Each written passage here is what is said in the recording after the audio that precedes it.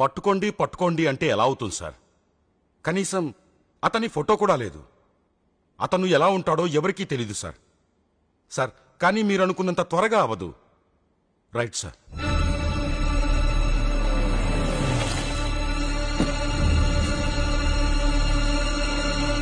ఆ లీడర్ ఎవరో తెలిస్తే ఈ గొడవంతా ఎందుకు సార్? సార్ చెప్పండి సార్. ఆ బల్బీర్ సింగ్ వల్ల అందరి ఉద్యోగాలు పోయేలా ఉన్నాయి. ఇక్కడ డిపార్ట్మెంట్ అంతా ఆ ఏసీఎఫ్ లీడర్ గురించే tension sir. Excuse me sir. ఉండవయ్యా. ఏంటి అరెస్ట్ చేసిన వాళ్ళ అసలు వాళ్ళ నోట్లో నుంచి చిన్న క్లూ కూడా బయటికి రావట్లేదు సార్. Okay sir. ఏంటయ్యా ఏంటి? బల్బీర్ సింగ్ గారిని కలవాలండి. అక్కడెక్కడో పైన ఉంటాడు. ఎడవయ్యా. ఈ ఏసీఎఫ్ నాయకుని పట్టుకోవడం కంటే ఆ వీరప్పని పట్టుకోవడం చాలా ఈజీలా ఉందిరా. సార్, బల్బీర్ సింగ్ గారు ఎక్కడ ఉంటారు? ఆ పైన ఎక్కడ ఉంటారు చూడవా. ప్రతి డిపార్ట్మెంట్ లోనూ ఏసీఎఫ్ మనుషులున్నారు అంటున్నారు. ఏ ప్రతి ఊళ్ళోనూ పోలీసులు లేరా? In Andhra Pradesh there are more than 83,000 police man. మరి అతను ఒక్కడు, ఒకే ఒక్కడు. Shame on us. Excuse me sir. ఎవరినో లోపలికి ఎవరో అని చేయండి. ఎవరా సెక్యూరిటీ? నిద్రపోతున్నారా? సారీ సార్, నేను సింగ్ గారితో మాట్లాడాలి. అసలేమి ఒక టెన్షన్ తో తెస్తున్నావు. సడన్ గా ఎంట్రీ ఇచ్చి నువ్వు ఇంకో టెన్షన్ తెస్తావుడా? మీరు ఎవరి గురించి టెన్షన్ పడుతున్నారో ఆ వ్యక్తిని నేనే సార్. ఏంటి? ఆ ఏసీఎఫ్ లీడర్ ఠాగూర్ని నేనే.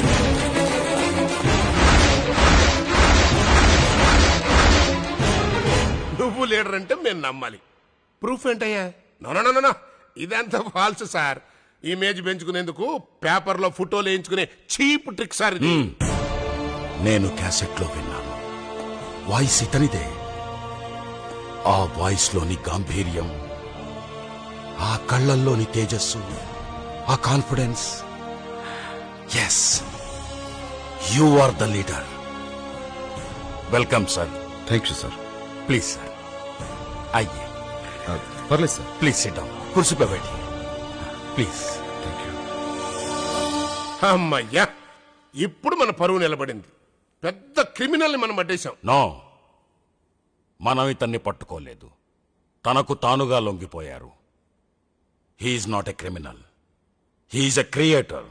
Created sensation. చెప్పండి ఠాగూర్. సార్, అరెస్ట్ అయిన మా వాళ్ళందరినీ అన్కండిషనల్ గా విడిచిపెట్టండి.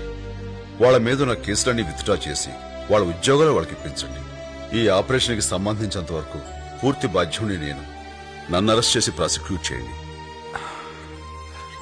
ఐ నో ఠాగూర్జీ, నాకు మీ ఆటోగ్రాఫ్ కావాలి. ఏసీఎఫ్ నాయకుడు ఠాగూర్ తనంతట తానుగా లొంగిపోయారు. తన అనుచరులను విడుదల చేయవలసిందిగా ఆయన పోలీస్ శాఖను కోరారు. పోలీస్ యంత్రాంగం గవర్నర్ తో చర్చలు జరుపుతున్నారు. హైకోర్టు బార్ అసోసియేషన్ ఠాగూర్ కి ఉరిశిక్ష పడుతుందని ఊహిస్తున్నారు. ఈ ఊహాగానాలపై ప్రజలు తమ నిరసనను వ్యక్తం చేస్తున్నారు.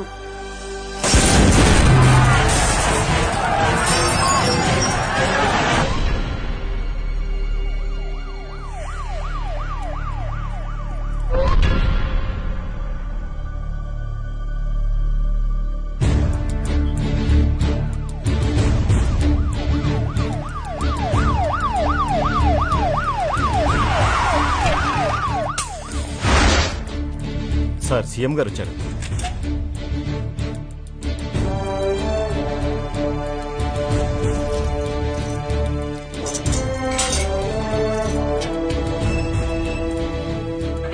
నమస్కారం సార్. నమస్కారం. ఎక్కడైనా ఎప్పుడైనా ఏ దేశంలోనైనా ఆస్తుల కంటే ఆప్తుల్ని సంపాదించుకున్నవాడే చాలా గొప్పవాడు. అది మీరు సంపాదించుకున్నారు ఠాగూర్. అలాంటి మిమ్మల్ని ఇక్కడ ఈ పరిస్థితుల్లో కలుసుకోవడం చాలా బాధగా ఉంది. నేను 20 ఏళ్ల వయస్సులో ప్రజలకేదో మంచి చేద్దామని రాజకీయాల్లో చేరాను. 60 ఏళ్ల వయసుకి పదవి వచ్చింది. టైం అంతా పదవి కాపాడుకోవటానికే సరిపోతోంది. ఠాగూర్, మే ఎవ్వరం చేయలేని మంచి మీరు చేశారు. ఈనాడు రైతులకు నీరు, ప్రజలకి రేషన్ కరెక్ట్గా టైంకి అందుతున్నాయంటే దానికి కారణం మీ ఏసీఎఫ్, మేం కాదు. ఒక సామాన్యుడి ఆవేదన కంటే ఒక మేధావి మౌనం ఈ దేశానికి ఎంతో ప్రమాదకరం. మీలాంటి సోషల్ కమిట్మెంట్ ఉన్న ఓ వ్యక్తిని ఉరితీస్తారన్న వదంతులు విని ప్రజలెంతో బాధపడుతున్నారు. అందులో నేను ఉన్నాను. న్యాయం అని నోరెత్తిన వాడికి ఈ దేశంలో జరిగే సన్మానం ఇదే కదా సార్. You are right. కానీ మీలాంటి వాళ్ళని పోగొట్టుకోలేం ఠాగూర్. ఒకవేళ మీకు ఉరిశిక్ష పడితే రాష్ట్రపతి దగ్గర నుంచి క్షమాభిక్ష వచ్చేలా చేస్తాను. క్షమాపణ? నాకు నచ్చని ఒకే ఒక పదం సార్ అది. ఎవరి క్షమాపణ నాకొద్దు. నేను తప్పు చేశానని కోర్టు నిర్ణయిస్తే ఏ శిక్ష వేసినా భరిస్తాను. మీరు చేసింది తప్పేనని ప్రాసిక్యూషన్ వాదిస్తే? నేను చేసింది తప్పైతే మీరు నా కోసం ఇక్కడికి రారు. నేను చేసింది తప్పైతే మీరన్నా జనం నా కోసం బాధపడరు. అసలు నేను చేసింది తప్పని నాకు అనిపిస్తే నేనే చెయ్యను. మేధావులు మొండివాళ్ళని విన్నాను. మిమ్మల్ని చూస్తే నిజమనిపిస్తోంది. కనీసం మీ తరఫున ఒక మంచి లాయర్ని పెడతాను, దానికైనా ఒప్పుకోండి. వద్దు సార్, నా కేసు నేనే వాదించుకుంటాను. మీరు నన్ను చూడ్డానికి ఇంత దూరం ఇచ్చారు, చాలా సంతోషం.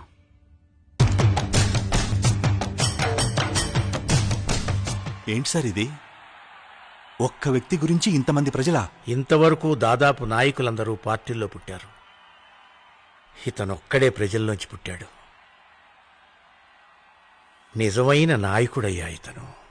రాఘవరెడ్డి గారు, సార్, ఏ ప్రజల కోసం ఠాగూర్ ఇదంతా చేస్తున్నాడో ఆ ప్రజలకి అతని ఆవేదన తెలియాలి. ప్రతి ఆంధ్రుడు అతని వాదన వినాలి. కోర్టు ప్రొసీడింగ్స్ అన్ని లైవ్ టెలికాస్ట్ చేసి ప్రజలందరూ చూసి ఏర్పాటు చేయండి ప్లీజ్.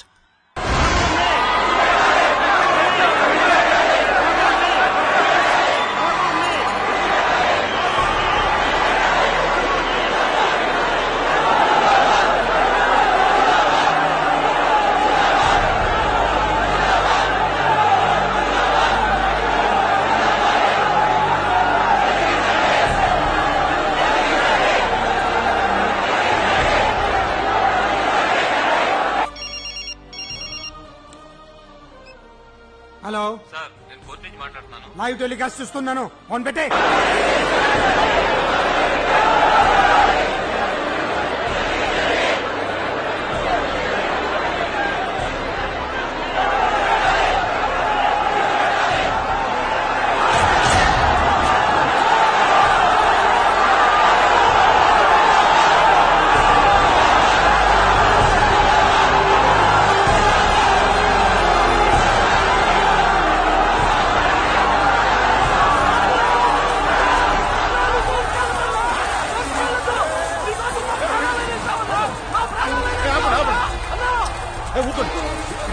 ఏంటిది?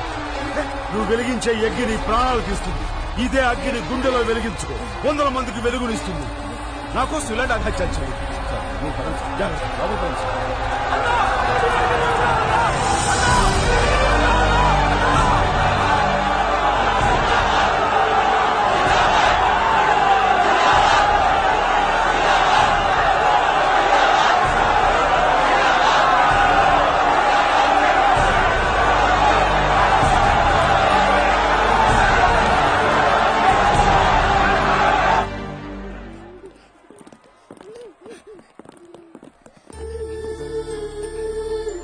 ఏంట్రా, దేనికి ఏడుస్తున్నారు? నిన్ను ఊరి తీస్తారంట కదా. లేదు నాన్న, మీరు అలా ఆడకూడదు. దేవకి, దేవుడు నాకు 2 సార్లు పిల్లల్ని ఇచ్చాడు.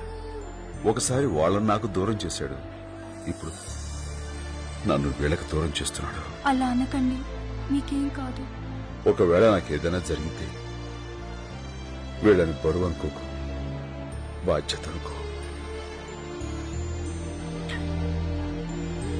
వస్తాను. ఏరా, జాగ్రత్త. ఓ సూర్యం, నీకు ప్రమోషన్ వచ్చిందా? వచ్చింది సార్, కానీ వద్దన్నా. ఏ? ఒక రౌడీని పట్టించి, ఒక కేడీని పట్టించి, ఒక స్మగ్లర్ని పట్టించి ప్రమోషన్ తీసుకోవడంలో అర్థం ఉంది సార్. కానీ ఓ దేవుణ్ణి పట్టించి తీసుకోవాలనిపించలేదు సార్. సూర్యం, నీ డ్యూటీ నువ్వు చేశావు. అందరూ నీలాగే సిన్సియర్ గా డ్యూటీ చేస్తే ఈ ఠాగూర్కి కోర్టు మెట్లెక్కే అవసరం ఉండేది కాదు. నువ్విలాగే నిజాయితీని నమ్ముకో.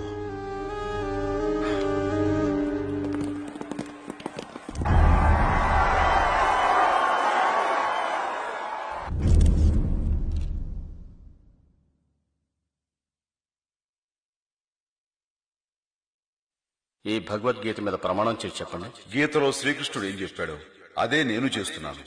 ఇంకా ఈ ప్రమాణాలు దేనికి సార్? అది కోర్టు ఆనవాయితీ. గీత మీద చేయటం మీకు ఇష్టం లేకపోతే మీ ఆత్మసాక్షిగా నాయన ప్రమాణం చేయాలి. Thank you sir. నా ఆత్మసాక్షిగా చెప్తున్నాను, సొసైటీలో జరిగే అన్యాయాలు చూడలేకే ఏసీఎఫ్ ని స్థాపించాను.